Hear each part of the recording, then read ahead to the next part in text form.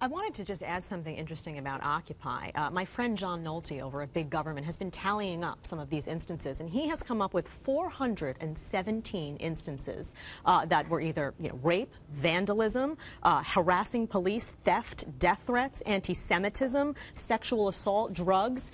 And I'd say the majority of these things have not been reported by the mainstream media, and most of these things should qualify them to be listed in as part of a hate group. Right now, I want to share with you guys a quote on from the SPLC website. It says, "And if he," and by he they mean Barack Obama, "wins re-election next fall, the reaction of the extreme right, already angry and on the defensive as the white population diminishes, could be truly frightening."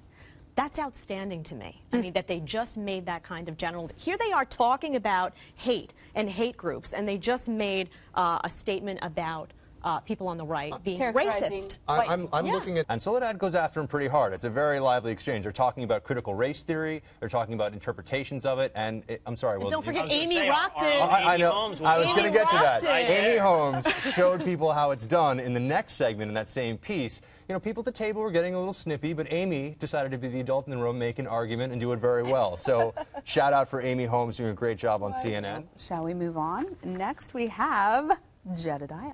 Excellent. The Obama campaign has come out and said that a long GOP primary hurts the president's fundraising. He's saying, Axelrod is saying that although GOP infighting is good in general and maybe long term, right now it's not helping them raise any money. He says, "I do think it's easier to raise money when you have one opponent." I would have to agree. I think it helps us at this point to have a candidate, one person that we can say, let's use Mitt Romney for an example because he is the front runner, Romney versus Obama, and I think it helps them because now they can take everything that Romney stands for, go after it full speed, send all of their opposition research that way, and make it clear to everyone who supports them, environmentalists, whoever it may be, this is who we're against, this is what he stood for, let's go to it. So Jedediah, we know that Obama's campaign's super PAC was doing badly and that they had to go out and try to, gin up interest, and Bill Maher wrote a $1 million check for the super PAC.